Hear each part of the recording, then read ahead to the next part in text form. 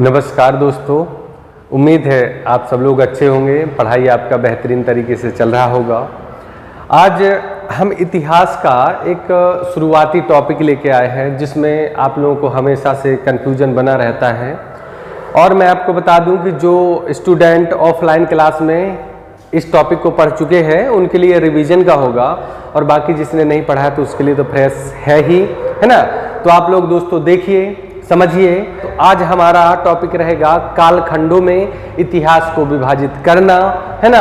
और किस आधार पर हम इतिहास लेखन शुरू करते हैं, इतिहास पढ़ना स्टार्ट करते हैं, तो उसके बारे में भी अपन को जानना है ना।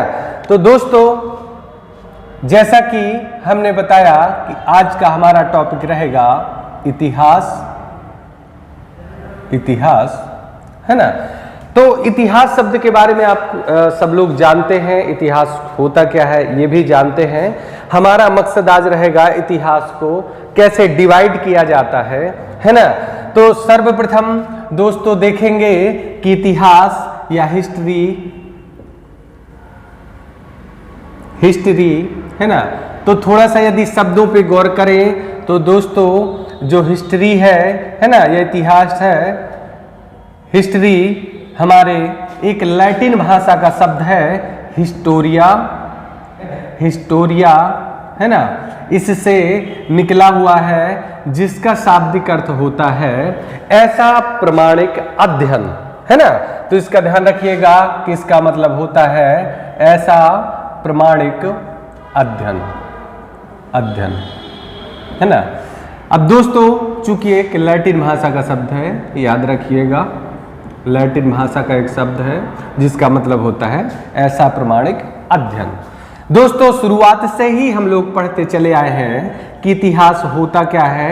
तो देख लीजिए कि यदि इतिहास को कई भागों में विभक्त करें तो इसमें निकल के आएगा इति धन हा धन सा, है ना।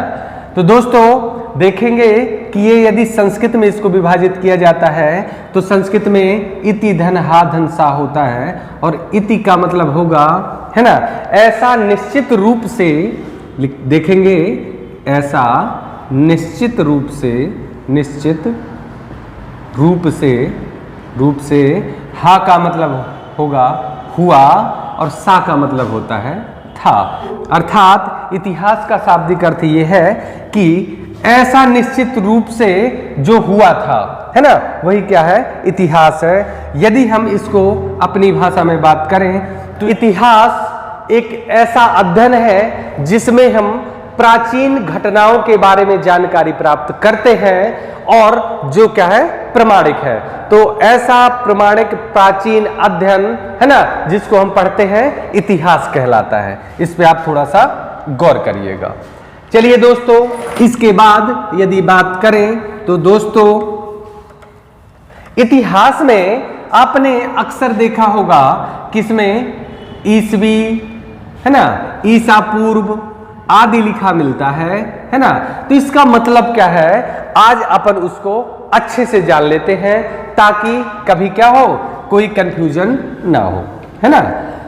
तो चलिए दोस्तों देखते हैं। हम देखेंगे कि आज जैसे हम 2021 में हैं, और दोस्तों यदि 2021 के पहले चलें तो 2020, 2018, 2019, 2017, 2010 ऐसे क्रम से चले आएंगे। तो एक टाइम आएगा जब ये क्या हो जाएगा, जीरो हो जाएगा, है ना, जीरो हो जाएगा।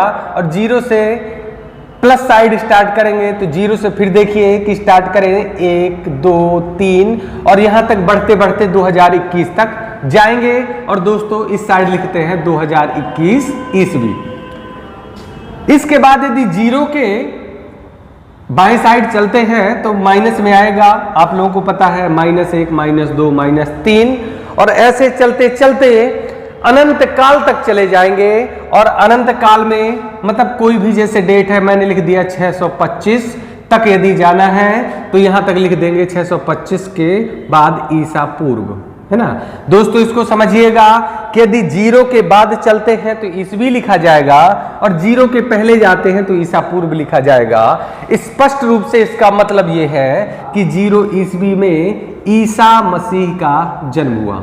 ईसा मसीह का जन्म हुआ। तो दोस्तों ईसा मसीह के बाद जितनी भी घटनाएं या जितने भी सन आएंगे उसको सिर्फ ईसवी में व्यक्त करेंगे, और ईसा मसीह के जन्म के पहले जितनी भी घटनाएं घटित होंगी उसको हम ईसा पूर्व में व्यक्त करेंगे, है ना। उम्मीद करते हैं ये आप लोगों को समझ में आ गया होगा। दोस्तों ईसा पूर्व को और भी एक शब्द में लिखा जाता है और वो होता है बीसी। तो ईसा पूर्व लिखा आ जाए या बीसी लिखा आ जाए सेम ही है। बीसी का फुल फॉर्म होता है बिफोर क्राइस्ट, है ना। और यदि ईसा मसीह के जन्म के बाद चलें तो ईसवी को लिखा जाता है दोस्तों एडी, और इसका फुल फॉर्म होगा एना डोमिनी। दोस्तों वर्तमान काल में एक और नया ट्रेंड चला हुआ है। हमें जो आधुनिक काल की किताबें हैं उसमें लिखा मिलता है सीई, जिसका मतलब है फुल फॉर्म कॉमन इरा, है ना।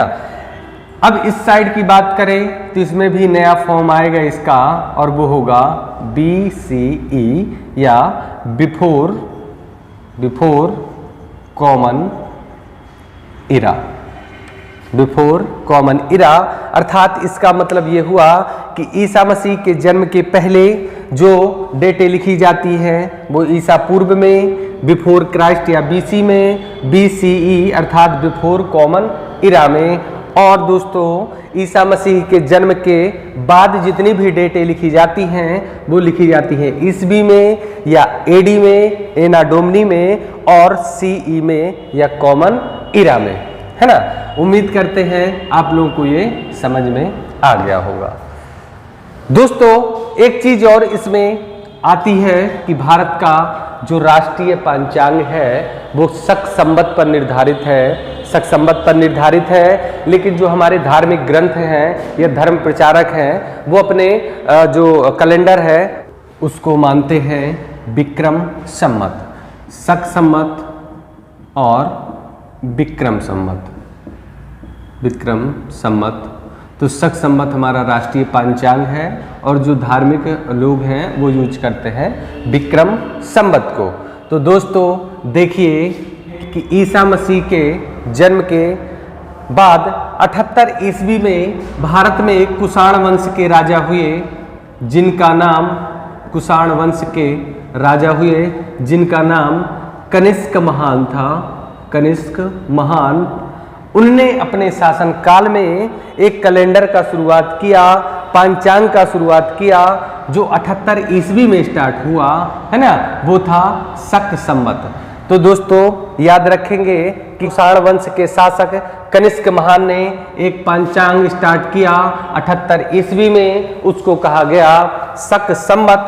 इसके बाद देखिए कि ईसा मसीह के जन्म के पहले अर्थात 57 साल पहले या 57 ईसा पूर्व में उज्जैनी के एक महान राजा हुए जिसको, है ना, चंद्रगुप्त विक्रमादित्य के नाम से जाना जाता है। विक्रमादित्य के नाम से जाना जाता है। उनने 57 ईसा पूर्व में एक पंचांग की शुरुआत की, उसको बोला जाता है विक्रम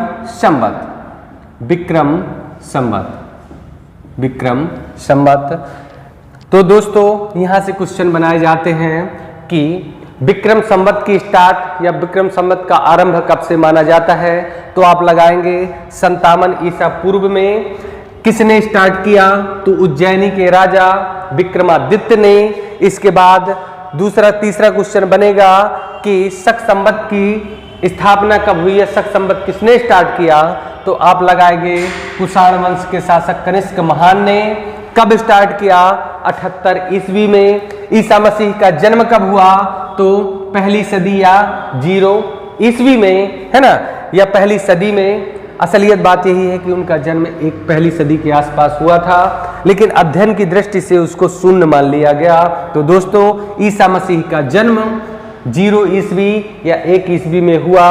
0 ईस्वी के पहले की जो घटनाएं हैं उसको ईसा पूर्व में लिखते हैं, और 0 या ईसा मसीह के जन्म के बाद की जो घटनाएं हैं उनको ईस्वी में लिखते हैं, है ना। दोस्तों ये आप लोगों को समझ में आ गया होगा, उम्मीद है। इसके बाद आगे चलते हैं। दोस्तों एसएससी सीजीएल का एक पसंदीदा क्वेश्चन है और यहीं से पूछा जाता है कि ये 78 ईस्वी यानी कि शक संवत और 57 बीसी या ईसा पूर्व मतलब विक्रम संवत। तो दोस्तों क्वेश्चन ये पूछा जाता है कि शक संवत और विक्रम संवत में कितने सालों का डिफरेंट है ना। तो अपन को कुछ नहीं करना, 78 साल ये, चूंकि ईसा मसीह के जन्म के 78 साल बाद, है ना, ईस्वी का शक संवत का स्टार्ट हुआ और ईसा मसीह के जन्म के 57 साल पहले, है ना, विक्रम संवत स्टार्ट हुआ। तो 78 और 57 हमें ऐड कर देना है, तो क्या होगा, है ना, 15 और 13। मतलब शक संवत और विक्रम संवत में जो वर्षों का अंतर है वो है 135 साल, अर्थात शक संवत और विक्रम संवत में 135 साल का अंतराल है, 135 साल का अंतराल है। दोस्तों इस आधार पर हम देख सकते हैं कि जैसे मैं आपसे कहूं कि 2021 चल रहा है, इसमें यदि देखा जाए तो इस टाइम पर विक्रम संवत का डेट क्या होगा। तो दोस्तों अपन ने देखा था कि ईसा मसीह के जन्म के 57 वर्ष पहले विक्रम संवत की स्थापना की जा चुकी थी, लेकिन हम 0 से और 2021 तक आ चुके हैं। यदि हमें विक्रम संवत को निकालना है तो हमें 2021 में 57 साल और ऐड करना पड़ेगा। तो दोस्तों यहां पर ऐड करते हैं, वो निकल के आएगा 2078। ध्यान दीजिएगा कि यदि विक्रम संवत की बात करें तो 2021 में हमने 57 साल ऐड कर दिया और ऐड करने के बाद जो डेट निकल के आई वो है 2078 साल। तो वर्तमान में विक्रम संवत 2078 चल रहा होगा। तो दोस्तों सेम इसी प्रकार से यदि हम बात करें शक संवत की, है ना, ये हो गया आपका विक्रम संवत। यदि बात करें शक संवत की तो दोस्तों अभी तक हम 2021 तक जा चुके हैं, 2021 तक जा चुके हैं, लेकिन ये आंकड़ा 0 से लिया गया है और शक संवत 0 से लेकर 78 ईस्वी में स्टार्ट हुआ, कनिष्क महान ने स्टार्ट किया। तो यहाँ पर 78 वर्ष और घटा देंगे तो दोस्तों निकल कर आएगा 1943 वर्ष।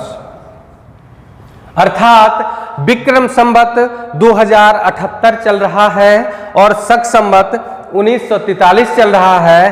अब चूंकि हम चर्चा कर चुके हैं कि शक संवत और विक्रम संवत में 135 सालों का अंतर है, तो दोस्तों विक्रम संवत 2078 और शक संवत 1943 में 135 साल का अंतर होगा। इसके बाद आप जानते हैं कि 2021 तो चल ही रहा है। दोस्तों उम्मीद करते हैं कि ये कॉन्सेप्ट आपको अच्छे तरीके से समझ में आ गया होगा। एक चीज और दोस्तों मैं आपको यहां बताना चाहूंगा और वो ये है कि अधिकतर हमारा कंफ्यूजन रहता है कि जैसे आपसे पूछ दिया गया कि अभी 2021 चल रहा है तो कौन सी सदी चल रही है। दोस्तों अभी तो पता है कि ये 21वीं सदी का दौर है, 21वीं सदी का दौर है, लेकिन मैं यदि आपसे बात करूं कि 1445 में कौन सी सदी है तो आप क्या लगाएंगे। तो दोस्तों देखिएगा कि यदि कोई आंकड़ा 14 से आगे पार कर जाता है तो 15वीं सदी में लग जाता है, कोई आंकड़ा 13 से पार कर जाएगा आगे तो वो 14वीं सदी में होगा, यदि वो आंकड़ा 15 से आगे पार कर जाएगा तो वो 16वीं सदी में होगा। तो दोस्तों इसमें अपन को कंफ्यूज नहीं रहना है। अब देखिए कि 1445 लिखा हुआ है तो आपसे पूछा जाएगा कि कौन सी सदी चल रही है, तो वो सदी कौन सी होगी, 15वीं सदी। ऐसा क्यों? क्योंकि हमने अभी बताया कि जो आंकड़ा 1400 के पार कर जाएगा वो 15वीं सदी में होगा, है ना। इसके बाद फिर से एक आंकड़ा लिख दे हम 1313, आप बताएंगे कि कौन सी सदी चल रही है। तो दोस्तों यहां पर देखने लायक ये है कि ये आंकड़ा 1300 के पार हो चुका है, तो ये फिर कौन सी सदी होगी? 14वीं सदी होगी। मैं लिख दूं 1919, तो दोस्तों इसमें कौन सी सदी होगी? आप तुरंत देखेंगे कि ये आंकड़ा 1900 के पार हो चुका है, तो ये सदी होगी 20वीं सदी। इसके बाद दोस्तों यदि हम बात करें कि 2015 में कौन सी सदी है, तो आप देखेंगे कि ये आंकड़ा 2000 को पार कर चुका है, इसलिए कौन सा होगा? 21वीं सदी होगी। इसके बाद यदि मैं लिख दूं 2005, आप बताएंगे कि ये कौन सी सदी है। तो दोस्तों ये आंकड़ा 2000 के पार जा चुका है, इसलिए यहां पर होगा क्या? 21वीं सदी। चलिए और भी कोई आंकड़ा ले लेते हैं। हमने लिया 630, आप तुरंत बताएंगे कि यह आंकड़ा 600 को पार कर चुका है, इसलिए यहां पर होगा कौन सी सदी? 7वीं सदी, है ना। तो उम्मीद करते हैं दोस्तों ये कॉन्सेप्ट आपको, बेसिक कॉन्सेप्ट क्लियर तरीके से, अच्छे तरीके से समझ में आ गया होगा। और यदि ये आंकड़ा और ये कॉन्सेप्ट आपको बढ़िया तरीके से समझ में आ गया है, तो इसके बाद हम अपने इतिहास का एक खाका तैयार कर लेंगे, इतिहास को कई भागों में डिवाइड कर लेंगे, और वहां पर यही चीजें देखने को मिलना है कि ये ईसवी, है ना, ईसवी में बटा या ईसा पूर्व में बटा, तो इसलिए ईसवी और ईसा पूर्व जानना आपको जरूरी था, है ना। एक चीज और दोस्तों यहां पर चर्चा करने लायक है, और वो ये है कि जो हमारा इतिहास है वो कई चीजों पर निर्भर करता है। तो इतिहास लेखन के लिए जो महत्वपूर्ण है, और वो महत्वपूर्ण हो जाता है उत्खनन, और उत्खनन से प्राप्त वस्तुएं, उत्खनन से प्राप्त वस्तुएं।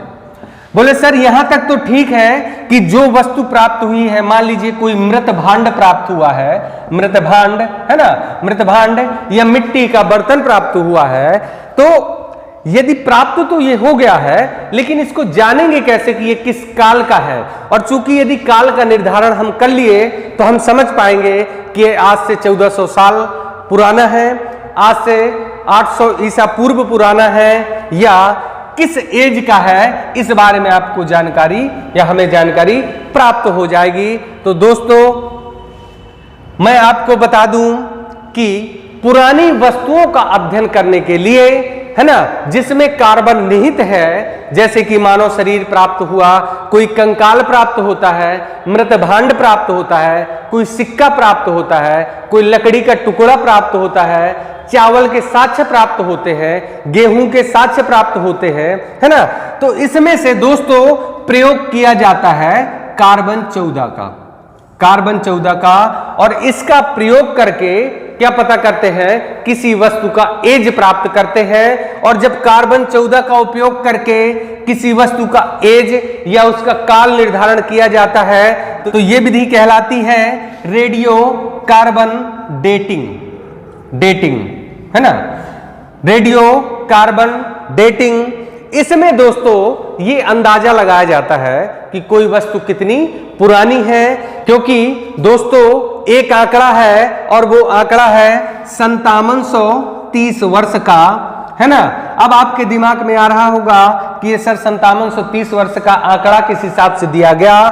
तो दोस्तों रेडियो कार्बन डेटिंग का पता लगाने के लिए हम प्रयोग करते हैं कार्बन 14 का, और कार्बन 14 जब अपने समय का आधा हो जाता है, जैसे कि कोई मृत भांड हमने ले लिया, जैसे कोई मृत भांड हमने ले लिया और उसमें उपस्थित है कार्बन की मात्रा, तो कार्बन की मात्रा धीरे धीरे करके घटती जाती है ना।